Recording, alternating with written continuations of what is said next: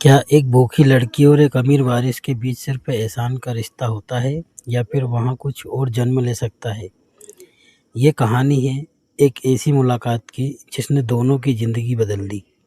एक रात का समय था। 5 star hotel the royal orchard के पिछले गेट पर कचरे से भरी गाड़ियाँ लगातार आती जाती थी। उसी कोने में एक पतली, कमज़ोर, काँपती हुई लड़की ज़मीन पर बैठी थी। सुहानी ने 2 दिन से ज़्यादा कुछ नहीं खाया था। भूख और दर्द से उसका हाल बेहाल था। लेकिन आज सबसे बड़ा घाव उसका पेट नहीं, उसकी इज्जत थी। कुछ देर पहले एक आदमी ने उसे कोने में घेर कर कहा था, चलो मेरे साथ 2000 दूंगा, बस एक रात का काम है, समझ तो रही हो? सुहानी ने कांपते हुए कहा था, मैं कोई ऐसी लड़की नहीं हूँ, भूखी हूँ, बेशरम नहीं। और वो आदमी उसे छेड़ते हुए चला गया।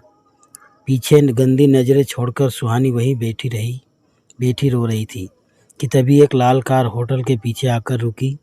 दरवाज़ा खुला और बाहर उतरा विवेक राठौड़, होटल मालिक का बेटा, शहर का सबसे अमीर वारिस। वो फ़ोन पर किसी से झगड़ रहा था। डैड, मैं बिजनेस होटल जैसा नहीं चलाऊंगा, मैं कोई मिलावटी सामान अपने ग्राहक को नहीं खिला सकता, प्लीज़ आप बात समझ रहे हैं ना?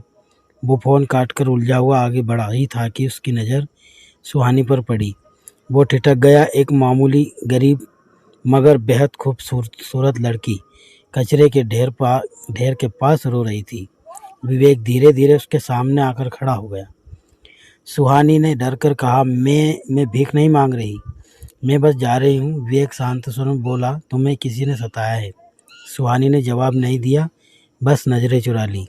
विवेक उसके कंधों पर पड़े नीले निशान देख चुका था। उसके मन में हल्का सा दर्द उठा।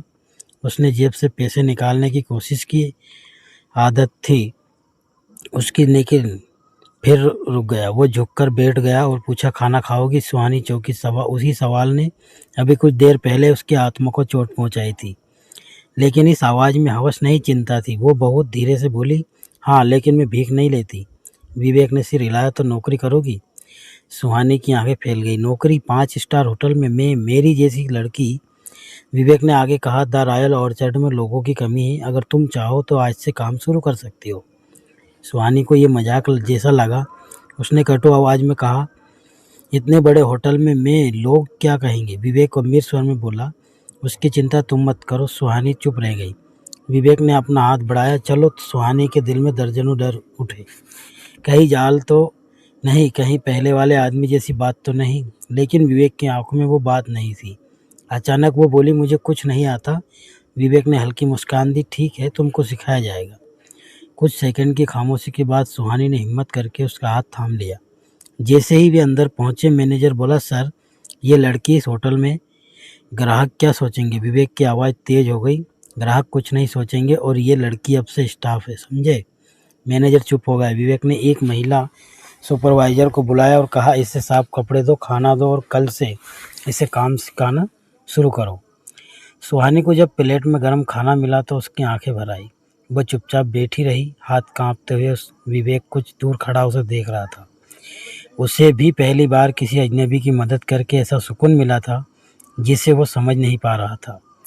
अगली सुबह होटल का किचन हमेशा की तरह शोर से भरा था। ऑर्डर, टाइमिंग, प्रेशर, लेकिन उस अफरा तफरी के बीच सुहानी चुपचाप खड़ी थी, जैसे किसी तूफान से निकली हो। सुपरवाइजर आराध्या ने उसे देखा और थोड़ा ताना मारते हुए बोली, यहाँ काम आसान नहीं है, तुमने कभी खाना बनाया है? सुहानी ने शांत स्वर में कहा, नहीं, लेकिन मैं सीख जाऊंगी। उन्होंने उसे सबसे नीचे का काम दिया, बर्तन धोना, कचरे के बैग बदलना, फर्श साफ करना, लेकिन सुहानी ने एक बार भी शिकायत नहीं की। उसके हाथ छिल गए, उंगलियां लाल हो गई, धोते धोते कलाइयाँ अकड़ गई। फिर भी वो चुपचाप काम करती रही, क्योंकि बाहर की जिंदगी उससे कहीं ज़्यादा कठोर थी। शाम को विवेक किचन में आया। उसने सुहानी को देखा, गीले हाथों से जूठे बर्तन धोते हुए, झुकी हुई कमर, फिर भी आंखों में एक अजीब सी जिद। विवेक ने पूछा, थक गई हो? सुहानी कुछ बोलती उससे पहले मैनेजर आ गया और बोला, सर, आज वीआईपी गेस्ट आ रहे हैं, शेफ का मूड खराब है। काम गड़बड़ हुआ तो होटल की इमेज। विवेक ने उसे बीच में रोक दिया, तुम अपना काम करो, उसे कहो कि मूड ठीक करे और काम पर लग जाए। ये लड़की इसे परेशान करने की कोशिश मत करना। मैनेजर चुप हो गया। किचन में अचानक हड़कंप मच गया। शेफ रवि गुस्से में चिल्ला रहा था। क्रीम सॉस जल गया। किस निकम्मे ने इसे गैस पर छोड़ा? सब डर गए। कोई आगे नहीं आया। सुहानी को लगा जैसे ये आवाज़ उसके पिछले जीवन की गालियों जैसी है। एक और आरोप, एक और अपमान। लेकिन उसने धीरे से कहा, अगर थोड़ा दूध डालकर धीमी आंच पर जलाएं और ऊपर से कूटी छीनी तो कड़वाहट कम हो जाएगी। पूरा किचन एकदम चुप हो गया। शेफ भड़क उठा, तू सिखाएगी मुझे? तू जानती भी क्या है? विवेक सब देख रहा था। वो आगे आया और बोला, करके देखते हैं। शेफ ने अनचाहे वैसा ही किया। कुछ मिनट बाद जब सॉस तैयार हुआ, उसने चखा और उसकी भौहें ऊपर उठ गई। विवेक ने पूछा, कैसा है? शेफ ने अनमने स्वर में कहा, बिल्कुल ठीक, पहले से बेहतर।